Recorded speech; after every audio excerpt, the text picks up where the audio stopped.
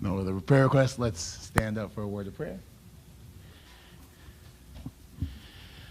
Lord, we ask you to remember those prayer requests that went ahead of us, Lord. We ask you to remember the Fenderson family and the Witt family, and Lewis and all those who are in need of healing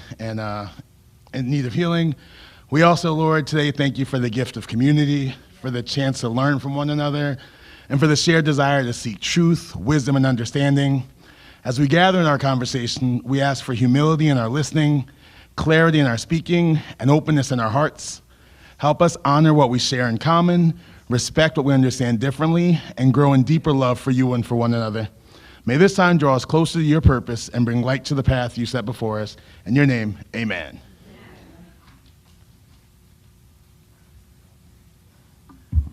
As we remain standing for the scripture reading, Psalms 34, I will bless the Lord at all times. His praises shall continually be in my mouth. My soul shall make a boast in the Lord. The humble that shall hear thereof and be glad.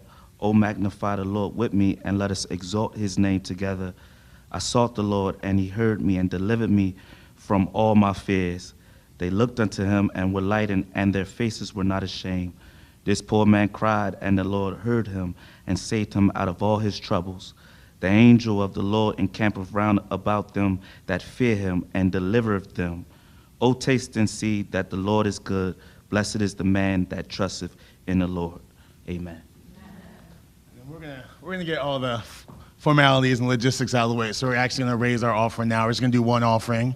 So I'm just gonna ask you to come on up, and if you have an offering, give the offering. If not, it's okay. Give, and it shall be given unto you. Give, and it shall be given unto you. Good measure, pressed down, shake it together.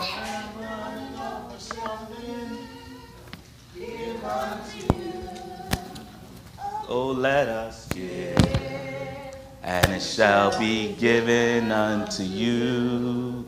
Give, and it shall be given unto you. Good measure, pressed down, shake it together and run it over.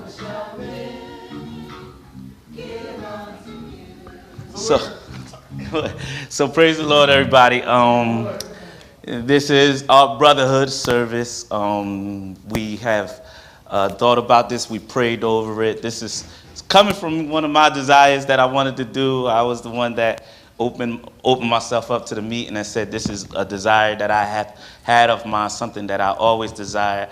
I never met a Jewish man before and actually had a conversation pertaining to the similarities, the differences that we all possess. And it's always been my desire to have this type of conversation because I really feel like we're brothers and sisters. And we need to be able to understand. Okay, we're live, so we will need to be able to understand one another and where we all coming from. So this is a point of time where we want to make it like Sunday school. Y'all know how we do in Sunday school. We want to have conversation, and I want everybody to feel free and to feel open to be able to ask the certain questions that we all have thought about.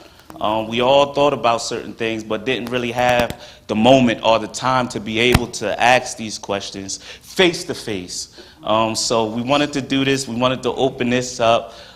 So I just really want to start off with an icebreaker. Y'all know how I do in Sunday school, to get everybody going and talking. What have you been taught about relationship between Judaism and Christianity? Raise your hand. Anybody? What have you been taught about Judaism and Christianity and the similarities between the relationship between the both?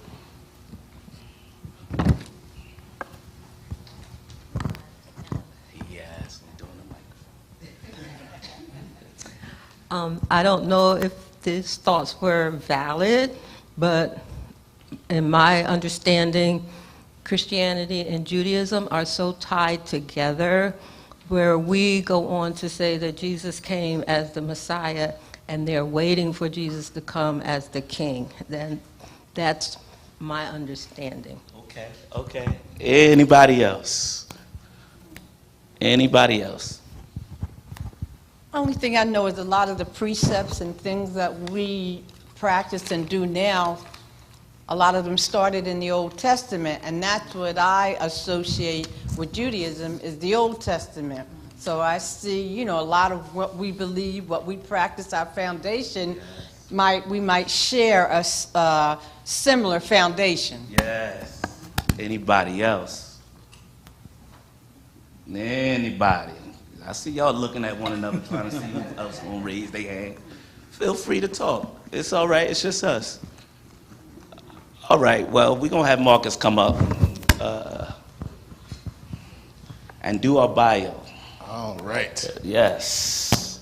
Just echoing what Minister Brick said, right? This is very informal. It's a chance to learn and grow. So just like in Sunday school, let's share and have some conversation. But I want to give the bio of Rabbi Englander.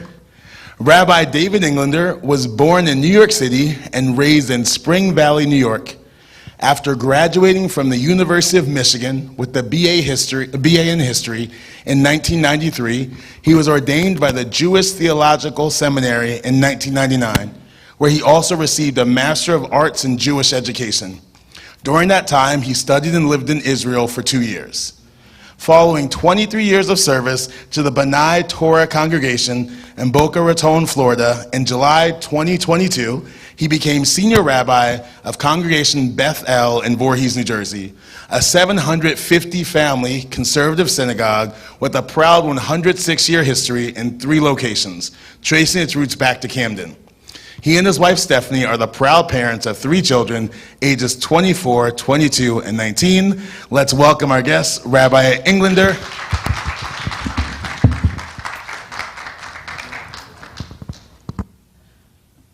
Thank you very much. I'm really honored to be here today. Thank you so much for having me in your beautiful church. I want to tell you where I started my day because I think it reflects on some of the themes that you're trying to emphasize in your Unity service today, which I'm really so pleased to be a part of. I was I live in Voorhees, and I was down in Philadelphia at the Weitzman Museum of American Jewish History because it turns out that May is both Jewish American History Month and also Asian American History Month. And so there's a joint event that's hosted by a few different organizations at the Weitzman Museum, and I got to give a prayer for peace there. So, so I'm all warmed up. For unity. I was very glad with who mentioned the Bible as a really good place to start in connection to our shared experience together. It is true that we share what Jews refer to as the Old Testament. I guess you refer to it. Well, you refer to it as the Old Testament. We just refer to it as as the Bible, right? I would also say that in terms of the messianic element of what somebody mentioned, we are indeed also waiting. We're waiting for the Messiah to come, praying for the Messiah to come, and when the Messiah gets here, we're going to have one question, which is it your first time or your second time here? And whatever the answer is, we just kind of move forward together at that point. So Judaism has been around, the Israelite religion that morphed into Judaism is over 3,000 years old. That's a lot to cover in just a few minutes of opening comments. But I did want to share, by way of observation, just a couple of themes that I hope will help form the foundation of a meaningful conversation, and one that maybe will leave you with a sense of what one rabbi at least was thinking about when challenged with this question of, what do you want to say about Judaism to a group that may not spend, rightfully so, too much time thinking about that. So the Hebrew Bible begins with what we call the Torah. That's the 5 books of Moses, Genesis through Deuteronomy. These are all very familiar terms to you. And the religion that Genesis through Deuteronomy describes is one that is based in large part on 2 things. One is what we would call feeling at home in the land of Israel. That Israel would be the home of the Israelite and then ultimately the Jewish people. And it also relies heavily, the Bible readers among us know, quite a bit of the end of the book of Exodus and almost all of the book of Leviticus describes the ancient sacrificial system. These sacrifices would be offered in many different forms in a building that would eventually be built in Jerusalem that we refer to as the temple in English, the Beit HaMikdash in Hebrew. So you have the foundational books of the Israelite and then the Jewish religion being the Torah. You have the Torah that talks quite a bit about these two ideas, Israelites and Jews feeling at home in the land of Israel, and a worship system that is based largely on a building called the temple, and the sacrifices were offered in the temple.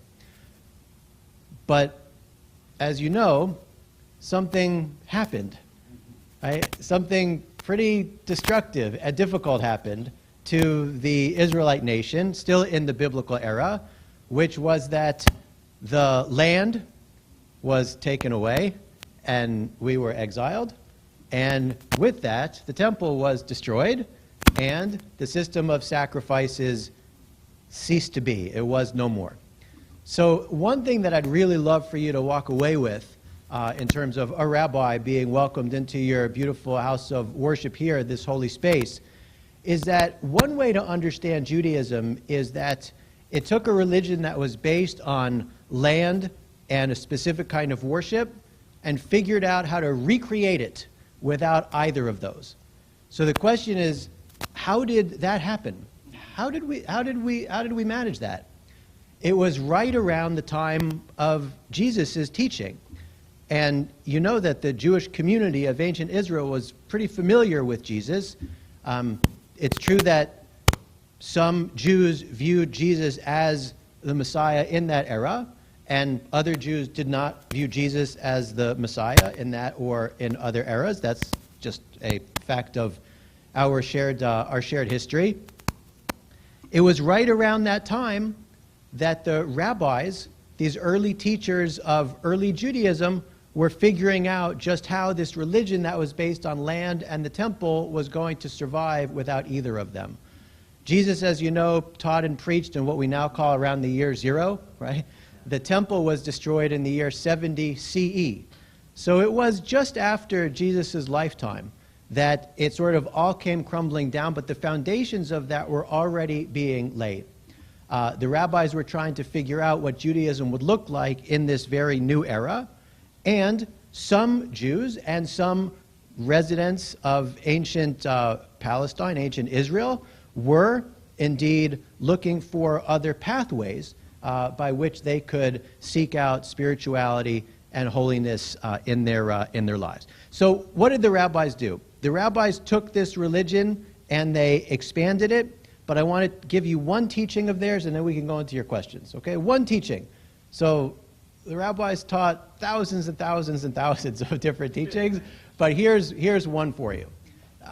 What is this religion going to look like now that we no longer have sovereignty in this land and we no longer have this building in which to offer these sacrifices? Well, one way that they taught this was that the world stands on three things. 3 is a great number because most of us can kind of hang on to 3 things. More than that, this could be a little bit tricky for me. But the 3 things that they pointed to were in Hebrew, Torah, Avodah, and Gemilut Chasadim. What does it mean? Torah is that book that I just mentioned before, our shared Bible, the first part of our shared Bible. But Torah for them meant not only the creation of the world until the death of Moses, Torah for them meant learning, right? Trying to really absorb and teach and study and be people of the book because intellectual pursuit was what was still possible. Right? So Torah and everything that Torah represents was one aspect of what Judaism would be based on. Avodah means worship. We share a worship culture. We share a worship tradition. Judaism without prayer, right, can still be Judaism. You can still be Jewish without ever coming to synagogue and praying, but I don't recommend it. Right? I think that one of the best ways to express our Jewish identity is indeed to do what happens in houses of worship all over the world in so many different ways, which is to offer up something of ourselves to God in prayer. And so avodah was the second of these three foundational pillars of what it would mean for Jews to continue to live as Jews in this new era. And the last one, I hope you'll be pleased to know, because I'm pleased to know it every single time that I reflect on this teaching. This is not the minor element. This is not a secondary thing. This is the world stands on three things: Torah, avodah, and gemilut chasadim, acts of love and kindness. Acts of love and kindness, being kind to each other. What do the rabbis not say? Kindness to other Jews. Kindness only to people who practice like you. Kindness only to people who believe like. It doesn't say that. Rabbis could have said that. They didn't say that, right? Only gemilut chasadim, to live in a way that reflects kindness and generosity and compassion, and to seek to inhabit and embody that in our lives. It is true that there have been eras of history where Jews and Christians did not get along so well. Fortunately, we live in an era that is similar to those other eras in history when we did. It's a real blessing. It's a historic blessing to be able to know that we can come to each other's houses of worship, that we can learn from each other's traditions, and that we can go out into the world and seek to partner to make it better for everyone. I feel really grateful to have had the luck and opportunity to be born into an era where our faith traditions realize that we have much more in common than what differentiates us, and I know that you share that gratitude as well. So thank you very much, and we're happy to open it up to the conversation if that works for you. Okay. So we are now opening up the floor. All right, thank you. Welcome. Thank you very much. How would you explain the basic difference between Judaism and Christianity? How would we explain the basic difference between Judaism and Christianity? If I could speak, frankly, which I think I can because we're among friends, it is the status of Jesus as somehow connected to God in a very, very special way. Right? And I don't speak for you, but as I understand it, Jesus plays a very, very important role in Christian faith. Jesus as the Son, or something of the embodiment of the divine, whereas Jews do not see Jesus in that way. Jesus was a teacher and a preacher in ancient Israel who had some very, very compelling things to say and to teach, some of them quite radical for the Jewish community. And as a result, some people accepted him as connected to the divine, and others did not. So in addition to all of the other differences that we do the Sabbath on Saturday and you do the Sabbath on Sundays, and you added to wonderfully to the Bible with what you refer to as the New Testament, and all the other things that make us have some differences in practice and in outlook. I think that really, if we're being honest, the view of Jesus in our faith tradition is probably the place where we differ most specifically. So I think that Jews have nowadays a lot of respect for the teachings of Jesus, and we can study and we can learn from that, but we don't accept Jesus as having a special connection to the divine and to God, other than that he embodied holiness because of the ethical manner in which he taught and in which he presented to the world. So, if I were to point to one substantive, significant difference, that would be it. And I hope that was fair and explained. Okay, thank you. Anybody else? This question has nothing to do with the differences or whatever. It's just something I always wanted to know. It's not true. I want to know, what do you call what you adorn on your head? Yeah. And I see, I've seen people with Jewish faith, and I always, I didn't have the opportunity. So I want to know what it is and why and when you wear it. Thank you. I was pulling into your church And I was. This is predicted. I think I was literally hoping that somebody was going to ask me that question. I said I think they're gonna ask you about the head covering. I really think they are. So it's when I take it off, it's not. It's fine. It's just a little. This happens to be a sort of a crocheted item. I'll tell you what it is in just 1 second. They come in all different forms. It doesn't really matter what it's made of, and it is, as you can tell, fairly insignificant as an item. I mean, the truth is that it doesn't have in Judaism any inherent holiness. We do have some holy objects. Our Torah scroll is a holy object. The prayer shawl that we wear at daily prayer is a holy object. But this is a practice that developed fairly late in the rabbinic era that I was talking about before. It happened in response, to some extent, to the culture in which we were living. And it was determined by the rabbis that it would be a sign of humility to wear something that reminds us that there is a God above us, which is why we don't wear, ankle bracelets or something, right? It's to remind us that we have a God above us who is in some way interested in our lives, commanding us to live the best lives that we're able to.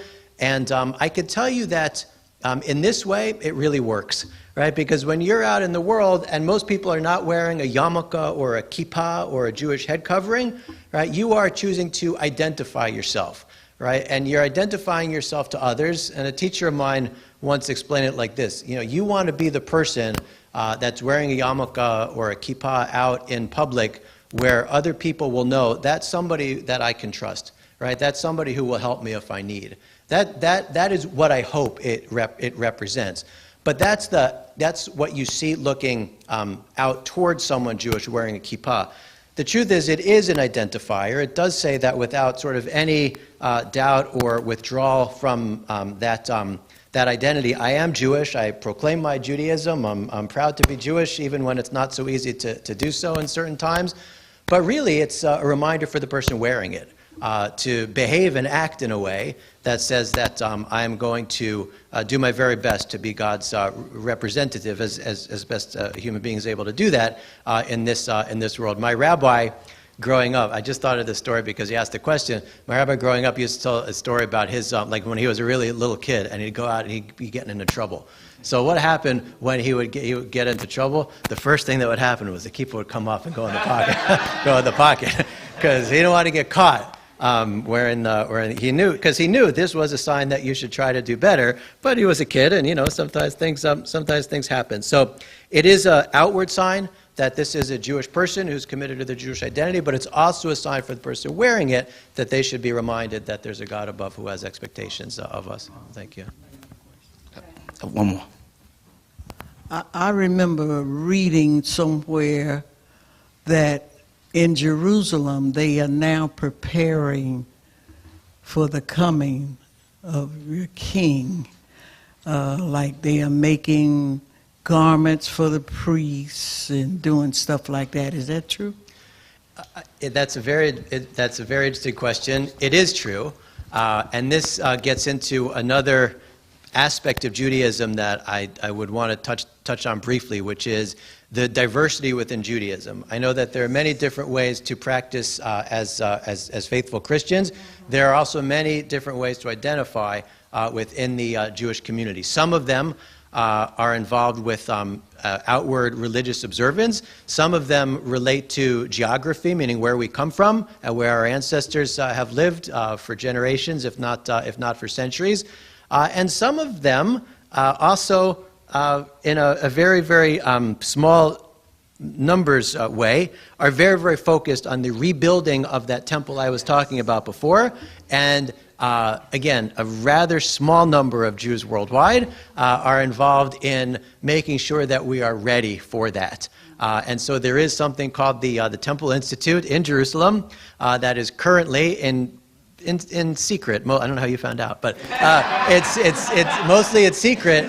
Try to prepare so that when, again, the Messiah comes and the third temple is built on the Temple Mount, as some believe will happen, we won't have to wait in order to start all of the rituals back up. I will tell you that that not all Jews, myself included, are looking toward the temple to be restored in the way that it existed previously. Personally, there were tens of thousands of animal sacrifices that were offered on the altar. We shared these stories. We shared this Bible. I'm not personally looking to go back to that, and it's not just because I'm a vegetarian. It's just not my thing. And there are other complications about the ancient temple worship. But the good news is that I won't have to decide, right? Because if the Messiah comes, the Messiah is going to tell us what they want out of the new temple, or if they want a temple on the Temple Mount in Jerusalem. So it will be up to me. I can have my preferences, but it's not really going to matter what I think. So yes, there are some Jews who are very, very concerned with the temple being rebuilt on the Temple Mount in Jerusalem.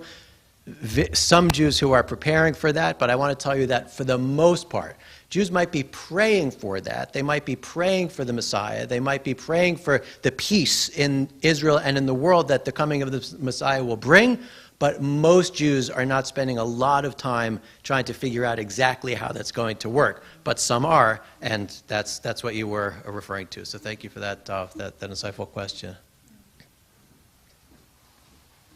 I don't know if this was mentioned, but how are the books of the prophets viewed? We didn't hear what you said. The books of the prophets, how are... Yes. So we have, as I mentioned, the what you referred to as the Old Testament consists of, for us, the Torah from Genesis to Deuteronomy, and then the books of the prophets. I believe they're the same prophets that you have as well, the Old Testament prophets, if you will. I think our Bibles may order them a little bit differently in some editions. And then finally, what we call Ketuvim, or writings, which includes books like Psalms and Proverbs and the books of Esther and the other scrolls in that way, and Chronicles and books like that. So yes, the biblical prophets are for us also biblical prophets. We in fact read from the books of the prophets every Sabbath morning and every major holiday morning. We read from the Torah, and then we read from the books of the prophets, a selection that is relevant to that day. So the same prophets that you read as prophets, Isaiah and Jeremiah, and the major and the minor ones are all prophets to us as well. There's no doubt that within Judaism, the Torah, the 5 books of Moses, has an elevated status, but the other books of the Bible are still the books of the Bible. For us, the prophets and the writings. Hello. I was wondering if you could speak to maybe the difference between Orthodox Jews and I think a subset is Hasidic Jews, Yeah. and where do you fall under? Yeah, great question. That definitely touches on the notion of diversity within the Jewish world, and there's quite a lot of that. You think, I don't want to be flip, but you think that at some point in Jewish history, Jews and non-Jews haven't gotten along. You should see how Jews and Jews have gotten along. Yes, the largest movements of Judaism, and it's a long conversation, but I'll try to be brief. The Orthodox, and then moving to the left. Not necessarily to the left politically, although that sometimes does also match up. By left, I mean being more engaging with the world in which we live. Generally speaking, being more inclusive of everybody in the Jewish story, including people who may have been excluded from that. I'll be specific about that. For a long time, women, right, didn't have the same ritual opportunities as men in Judaism. So when we move to the left of the way that I'm describing these movements now, usually it's getting more and more inclusive of women's voices and women's roles. It's not to say that the Orthodox world does not respect women, they do, but there's a separation between male responsibilities and female responsibilities when it comes to religious practice. So moving from right to left, you have the whole Orthodox world, of which indeed the Hasidic group is a subset. Hasidim, the so-called pious ones, are descendants of Eastern European Jewry, much of which was affected and in large part destroyed in the Holocaust. And they came to America, they went to Israel, some stayed in Europe to try to rebuild their family connections. So within the Orthodox world, there are many different groups. And then you have what we call conservative Judaism, although we're not, it's a conservative with a large C. It's just a 120-year-old name for a movement that's probably not such a great name for it anymore. But that's the movement that I'm a part of. We're about 1 million Jews worldwide, maybe just over 1 million. And we try to embrace the world in which we live and live as Jews in the world that we are also citizens of. And then to the left of us are the Reform Jews. They also hold fast to their tradition, but they are quicker to modernize, more English in their services, whereas we have more Hebrew in our services.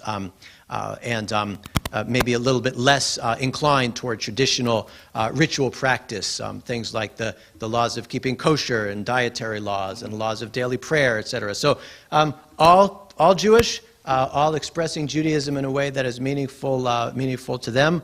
And then, of course, you have folks who don't affiliate with any of those movements and are simply Jewish without any connection to a broader synagogue world, organized Jewish world. We have a significant population that is unaffiliated, and as my rabbi growing up would say, they're cardiac Jews. What's a cardiac Jew? Well, Rabbi, see, I feel Jewish in my heart, so I don't need to have any other connection. Does this sound familiar? Yeah, I don't need any other. I don't need any other connection.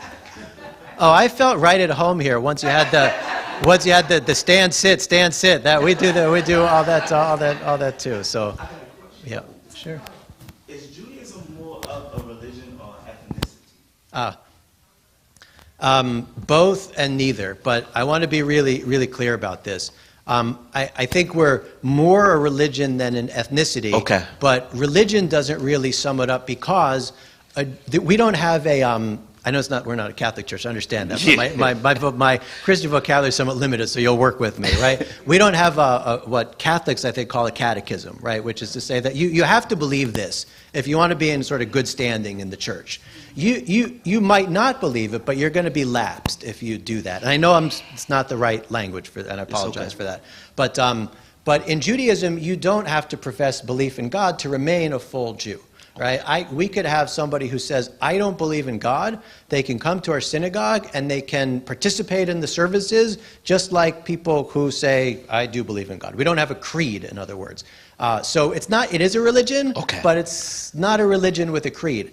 In terms of ethnicity, I could tell you that Jews all over the world look like you and look like me and look like everyone in between.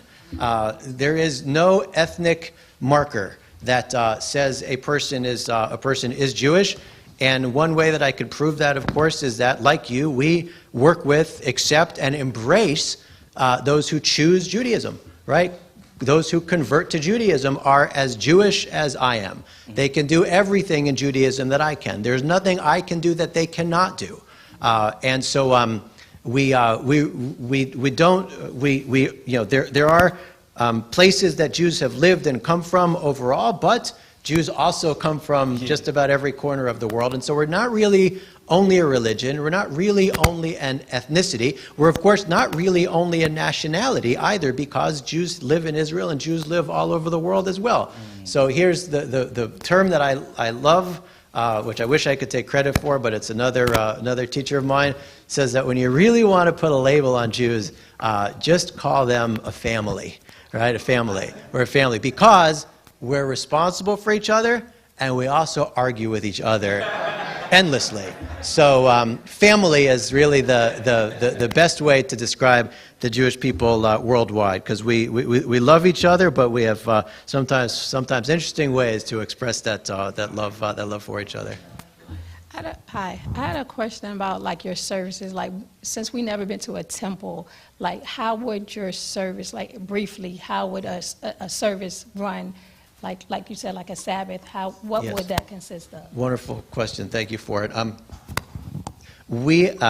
It does depend a little bit on where in that wide spectrum of Jewish communities we're talking about. But for our community, which is fairly traditional in terms of the way that the prayer services are structured, although less quote-unquote traditional in other ways, the way I would describe it is that it's more fixed than flexible. In other words, if you walk into a conservative or an Orthodox synagogue on any given Sabbath morning, you will see the same basic parts of the service unfolding. There might be some local differences, but they would be fairly minor. We start with opening verses of praise and blessing. That leads into a more formal morning service that is centered around the saying of what we call the Shema, which if we have a declaration of faith, that's our declaration of faith. Hear, O Israel, Adonai is our God, Adonai is one, from the Torah. And that leads into the Amidah, the series of blessings that marks that particular day. So you have opening verses of praise, the morning service. Then we take out the Torah and we read from it. And we read from those biblical prophets that I mentioned before. Then there's usually a sermon, which is some kind of lesson based on those readings, if the rabbi wants to. And if the rabbi doesn't want to, the rabbi could talk about whatever is on the rabbi's mind, which is a nice thing. But it's very smart to base it on the Torah, I have to say. And then on Sabbath and festivals, there's an additional short service. Some of this harkens back to the way that worship took place in the temple, and others are based on how Jewish prayer has evolved over time. So what I really want you to walk away with, though, is that there is still personal spirituality, right, that is expressed. You still can pray for whatever is on your heart during these fixed services.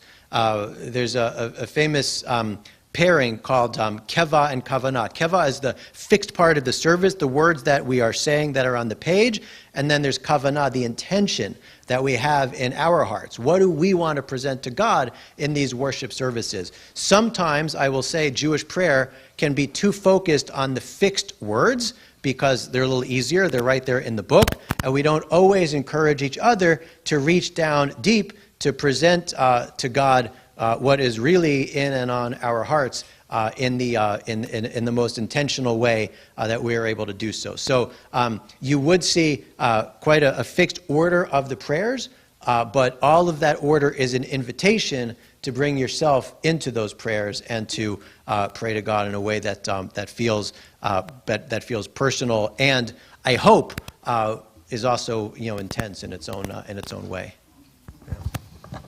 Yes. I have a question concerning the Passover. Is the Passover carried out as when Israel were coming out of Egypt? Is it I hear that the Lord tells them to eat bitter herbs that night.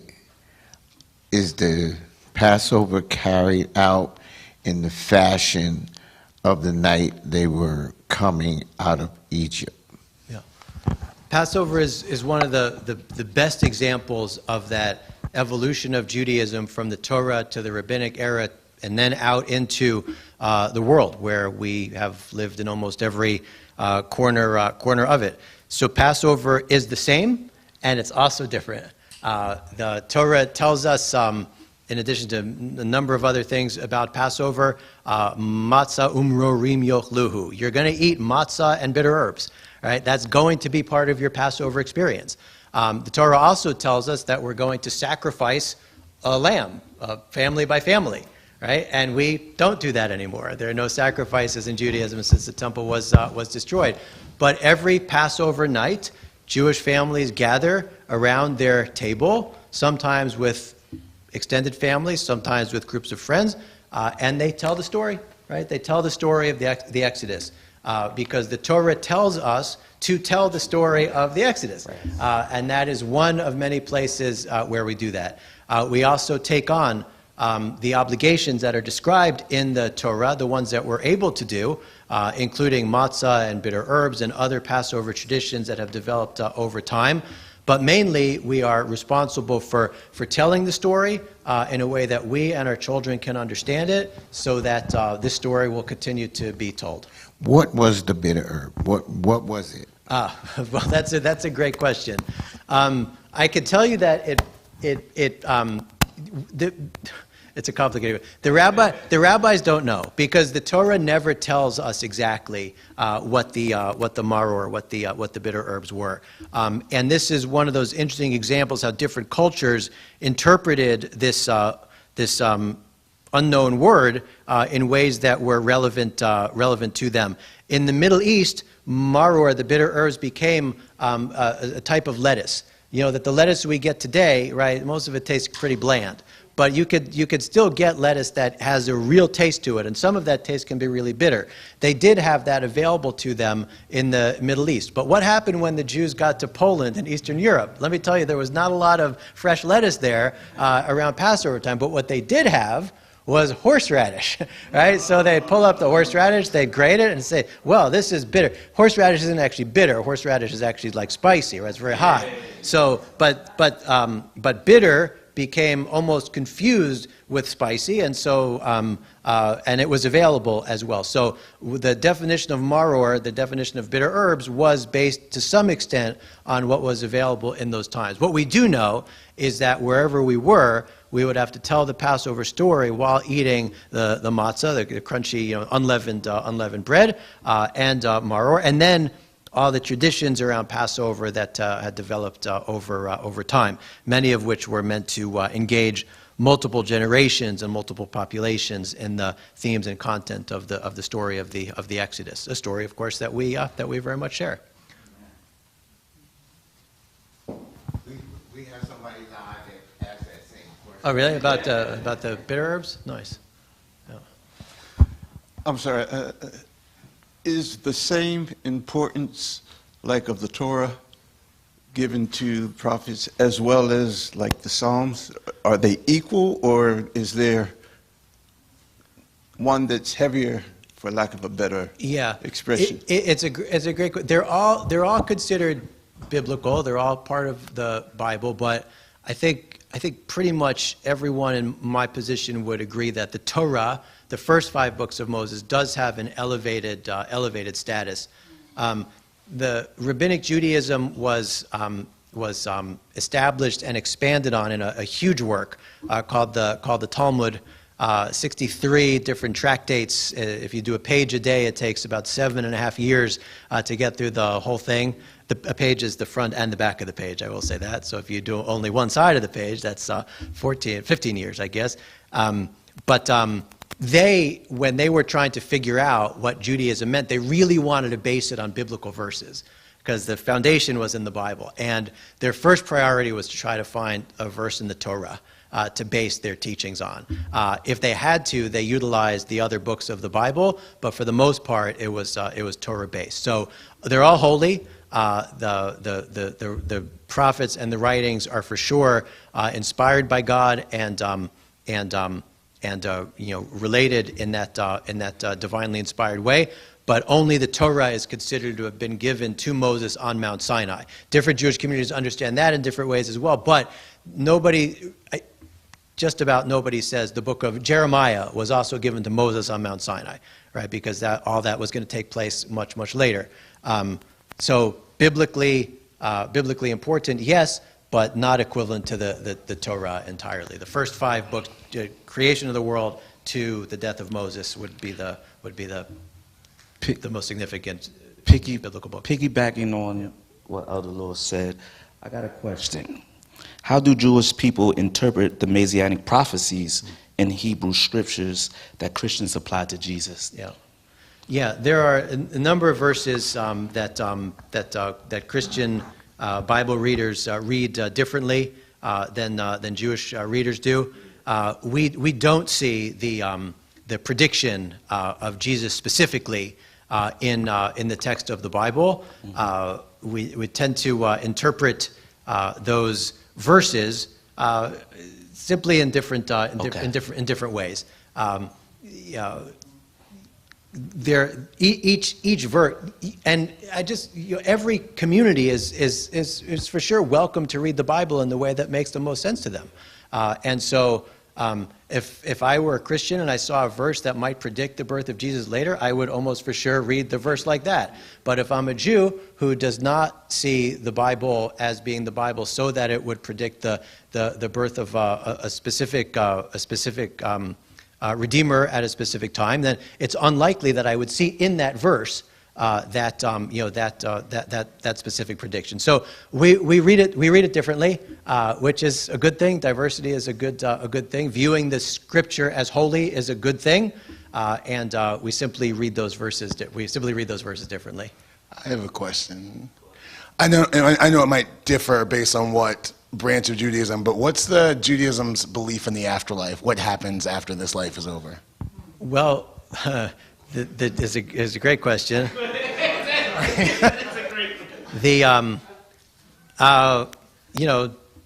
On the one, so how do we? I'll tell you that in the Torah, if the Torah wanted to tell us about the afterlife, then the Torah could have told us about the afterlife. The Torah does not tell us about the afterlife, which probably means the Torah did not want to tell us about the afterlife. So I think we come at our visions of the afterlife with a great degree of humility and with a great degree of simply admitting that whatever the afterlife is, it is not something that we can have a really good vision of here. Because whatever it is very, very different than what we have here. Because here, we experience the world through these flawed physical bodies of ours. And whatever the afterlife is, it happens after our bodies are no longer of use to us. And so we actually borrowed a lot from you in our views of the afterlife. A lot of Jewish views of the afterlife were developed after Jews lived amongst Christians who had a very beautifully developed view of the afterlife. And there were Jews who went to their rabbis and they said, our neighbors are talking about like a really nice afterlife, potentially. Like if we do good, do we have anything like that? And the rabbi said, we'll get back to you. We'll get back to you. Give us a minute here. So over the course of time, a rather robust and semi-specific view of the afterlife developed that is not dissimilar, not different, not so different from what I believe you teach your congregants and parishioners about the afterlife, which is mostly to say that there is reward in the afterlife for a life here that was well lived, and if necessary, there are this process that we go through before we ultimately get there. What I would love to emphasize, because I'm no expert on that subject, is that Judaism does not differentiate between Jews and people who are not Jewish when it comes to being eligible to receive whatever reward there is in the world to come. In other words, if there's something for me, there's something for you. And I don't mean me, specifically me. I just mean if there's something for Jews, then there's something for non-Jews. It's there are religious traditions I know that differ in that regard. But I'm very pleased to be able to say that the rabbis did not teach about one heaven for Jews and another not as good heaven for non-Jews. It's just whatever it is, it's one place, and the reward of the righteous is the reward of the righteous. So I got another question. Earlier we talked about the sacrifices that did take place. Thank God those sacrifices don't happen today. Okay, good. How do you guys atone for sin? Yeah. What's the how's there's one passage in the prayer book that we is optional to say in the early part of the service, which is the story of two rabbis who are walking in Jerusalem as the remains of the temple are still smoldering. It's a very powerful image because there were relatively few Jews amongst all those who lived in history who both saw the temple and then lived in a Jewish world without the temple. So these are two very famous rabbis who are walking in Jerusalem, and they see the remnants of the temple is still burning. One rabbi says, we have a big problem, and that was the problem. He said, we used to have this place where we could atone for our sins. He says, where are we going to atone for our sin now? We don't have this. Where are we going to atone? And the other rabbi says, he says, don't worry. He says, don't worry. What God really wants now, in terms of our seeking forgiveness, are acts of kindness, right? Acts of kindness will be the new altar, right? We will atone through the way that we behave in the world. Well, we're going to go with keep, then we're going to go with that. He says, I'm just curious. I desire kindness, and I don't desire those sacrifices anymore. It took me a second to get it. Yeah. Thank you. Sorry.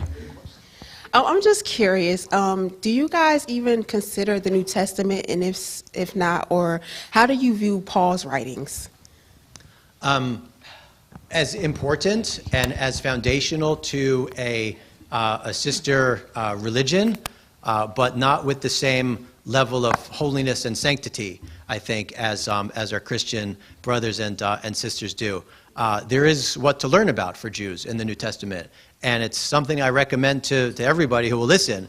You should read the New Testament as well. You should learn what's in there. Even a Pope has said that Christians are Jews' younger brothers and sisters. This is a very nice thing, I think. So we should be familiar with it. We may not view it with the same level of holiness and sanctity, but we view it as holy and sanctified for you. Right? So I hope that's both a respectful and an honest answer. I will say that unfortunately, unless there are Jewish people who are pretty motivated to do so, I wish I could tell you that our New Testament literacy was better than it is, but I could tell you that unless you took a course, right, in New Testament, either theology or New Testament study, or happened to stumble upon a class or a book that you were interested in, Jewish knowledge of the New Testament is not overall very, very strong. Yeah. I have another question. I have a Jewish Bible. I don't know if it's old or new, but I know it goes from left to right. Do you guys read it that way, or is it still right to left? Great. Thank you for that. The Hebrew is both written and read right to left. There are some English translations that have maintained that, not so much putting the words right to left because we wouldn't be able to read it, but opening the book like this instead of like this, which would be a reflection of Hebrew being read and written right to left instead of English being left to right. So occasionally, like when you come into a Jewish synagogue, and this might be a question in the future, are you welcome in Jewish synagogues? Yes, you're welcome at Jewish synagogues. If you want to take a trek down 295, you come to Voorhees. Let me know you're coming, and we'll show you around for sure. But when you pick up the prayer book and also the Torah book, they do open, not like even though they're half English, half Hebrew, they still open as if they're opposite English books. So they would open like that instead of like that. A reflection of the foundational text in both of those books being Hebrew, which is right to left. Hi again. My last question. Just circling back to your answer for my first question, you had mentioned there was a group of Jews that had like men responsibilities, women responsibilities. And I was curious if you were able to expound a little bit on that, what they are. I'm just trying to see what kind of similarities we might have, and if there are female rabbis. What was the middle part of the question was specifically about women's roles in women's roles Jewish and men's roles in yeah, very good. So again, the majority of identified Jews in the world are still Jews who embrace full opportunity for women and men alike. The Orthodox world, which is growing quite quickly, views the religious responsibilities of men and women somewhat differently. That said, there are many Orthodox communities now where women are studying to become Torah scholars and they're Torah teachers, and they are even sometimes judging religious cases in a minority way. But it is increasing. So differences, I mean, mainly it's what the rabbis referred to as positive time-bound commandments, meaning that it's a commandment that you have to do at a certain time of day. And the main commandments that fall into that category is actually worship, your daily prayers. So Jews, as you probably have heard along the way, typically pray, if we do this, 3 times a day, 4 times on the Sabbath. So women would not be responsible for those daily prayers. So the synagogue, which is where a lot of these prayers are taking place, even though you don't need a synagogue to pray, become male-dominated because women are not obligated in these time-bound commandments. So what is a woman responsible for in this mindset, right? If they're not responsible for daily prayer, they become then more responsible for the home and what happens in the home, which is a center of Jewish life, without any doubt. It's just not a very public role. So, again, even in the Orthodox world, I want to be really clear, you're not dealing, for the most part, with people who are looking to stymie women and to put women down and to not respect. Like there's tremendous elevation of women's status there. It's just not expressed in the same way as men's spiritual responsibilities. That said, again, I just want to emphasize that in our Jewish community and in communities like it, there's nothing I can do that a woman can't do. There's nothing a woman can do that I can't do. Ritually, of course, there's plenty of things you can do that I can't do. It's a miracle. But the egalitarian, equal view and equal opportunity is a product of the world in which we live. In other words, as women were taking their rightful place in the broader society, Judaism kind of looked at that and said, we have the roots of this also, and allowed the tradition to develop in a way that would equalize roles and opportunities for engagement between men and women. It's a great question, not an uncomplicated one, but I hope that was somewhat helpful. Thank you. I have a 2-part, but one of my colleagues wanted to let you know that he's watching live from Massachusetts, and his name is Pastor Allen, and he's really enjoying this. Good. But my 2-part question is, the atonement for the sin is kindness.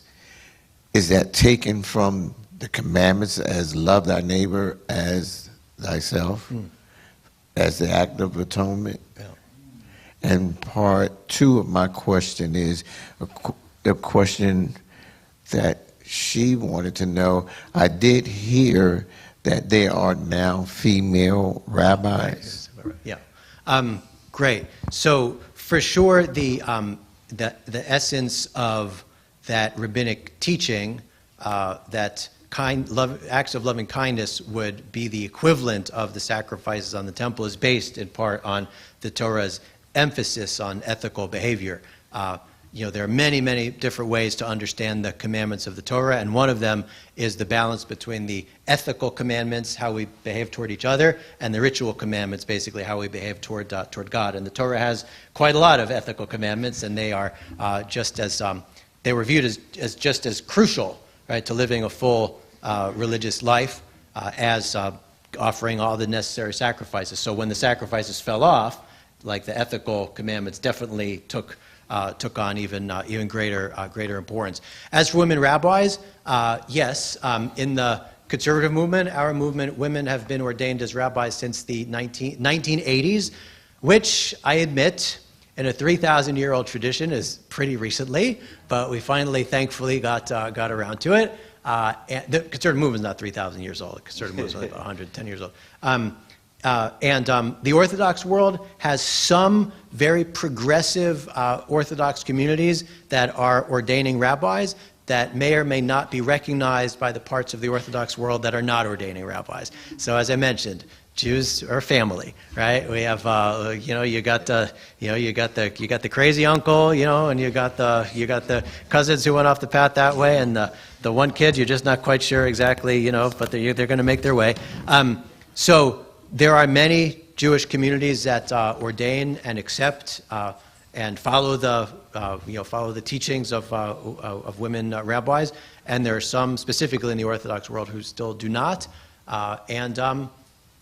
We kind of, I don't know if it's a live and let live type of thing, but it certainly is, something that does help to define different Jewish communities. Just what are the eligible spaces for women. And there are Orthodox, I want to be really clear because I want to be unfair to them, there are Orthodox communities where women are not ordained as rabbis, but they are still being held up as true role models of real, authentic religious life.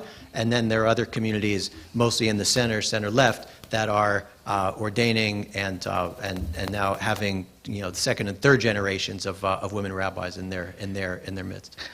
So we're getting ready to wrap up, but Mother Strahan has something that she wanted to show you. Let's bring that out. Terrific.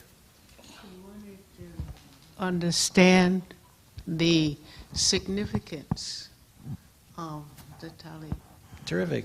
Where did you come across one? It was a gift. It was a gift from a friend of mine years ago, and Lovely.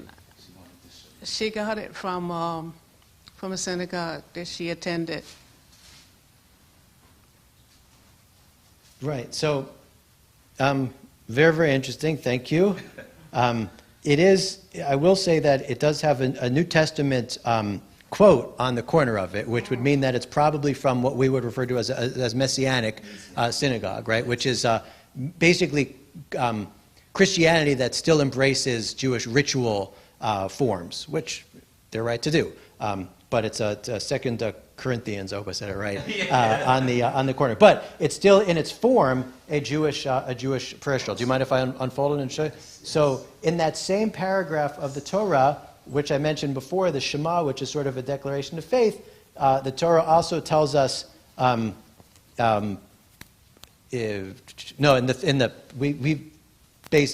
make that into 3 paragraphs. And the third paragraph tells us to make garments with tzitzit on them. Tzitzit are these ritual fringed corners. So by interpretation, the rabbi said any garment that has 4 corners on it, you place a set of ritual fringes onto the corner, tzitzit, onto the corner of it.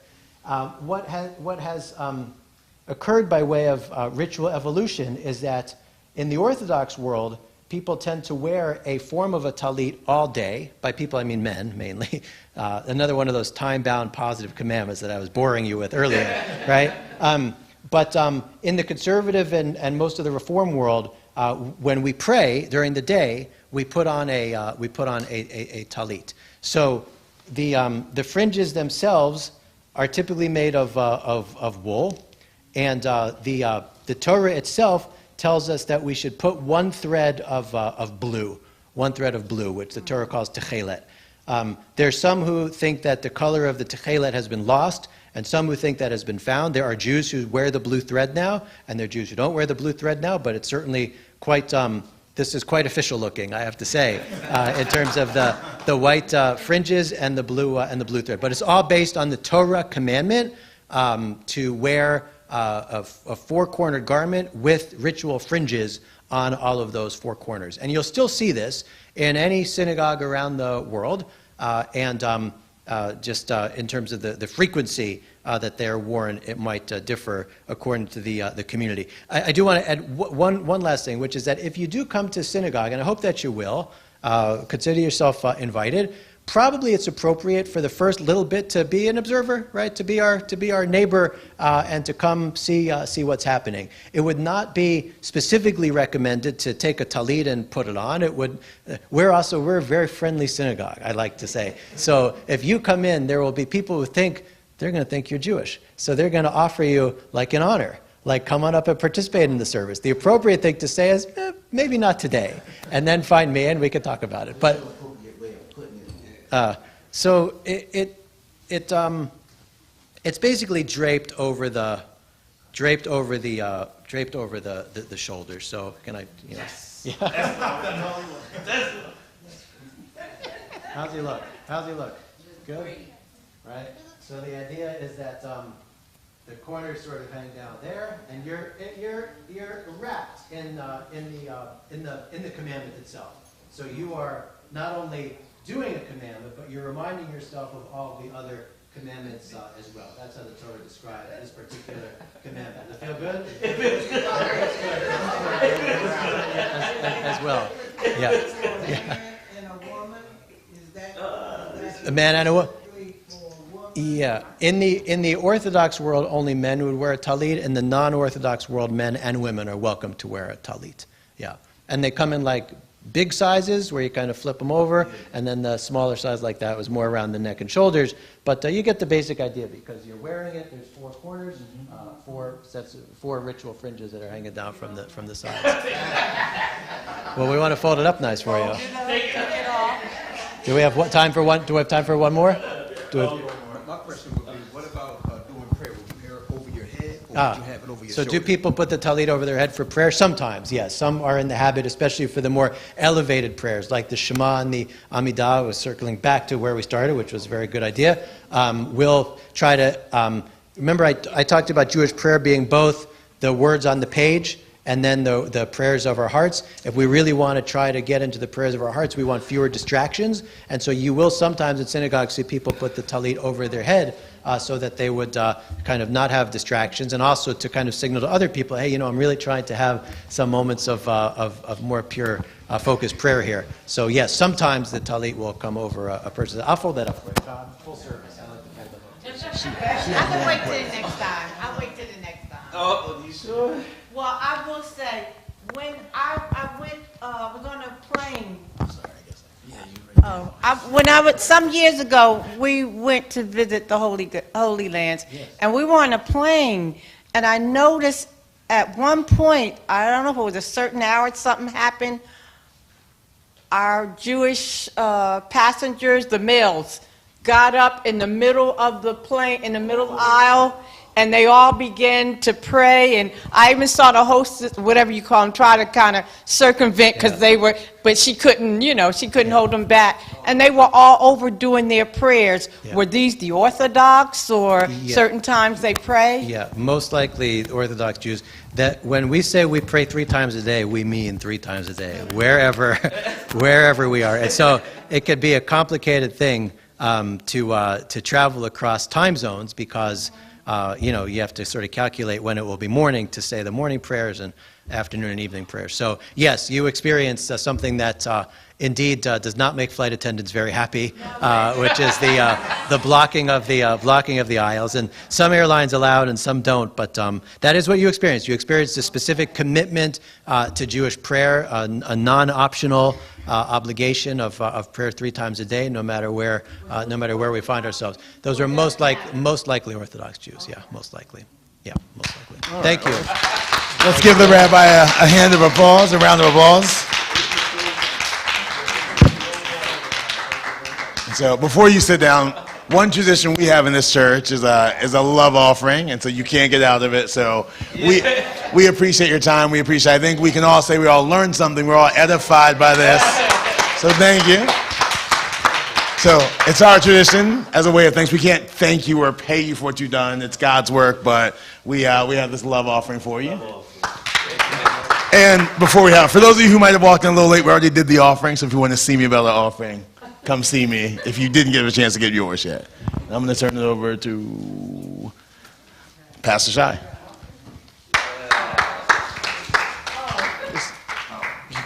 I got you. How many enjoyed this?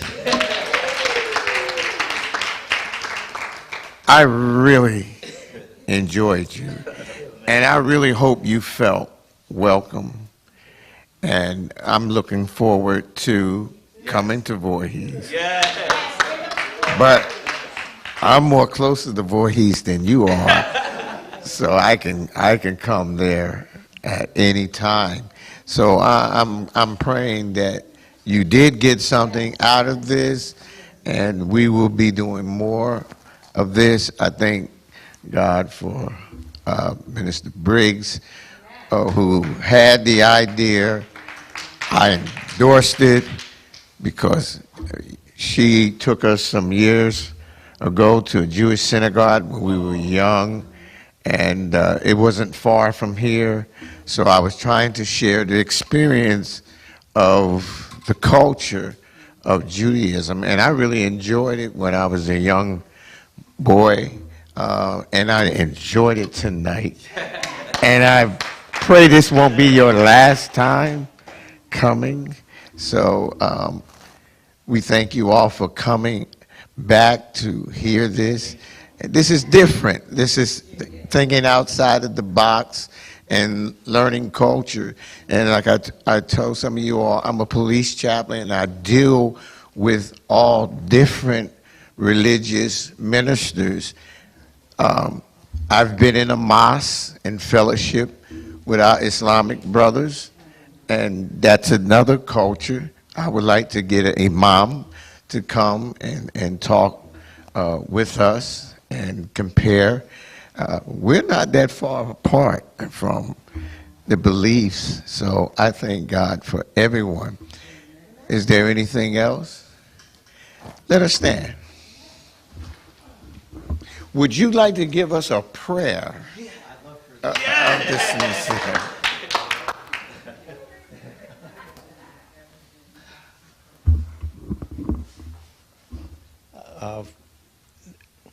Dear God, we want to express our gratitude for the opportunity to be together in learning and in fellowship, to rediscover that we indeed have much more that binds us together than in any way can or should drive us apart. Please bless us with more opportunities to be in this holy and sacred conversation together. And please bless all of our families and indeed all of our communities with health and with life and with peace. And may we be together again for good things and good opportunities to connect meaningfully to each other. Amen. Yeah.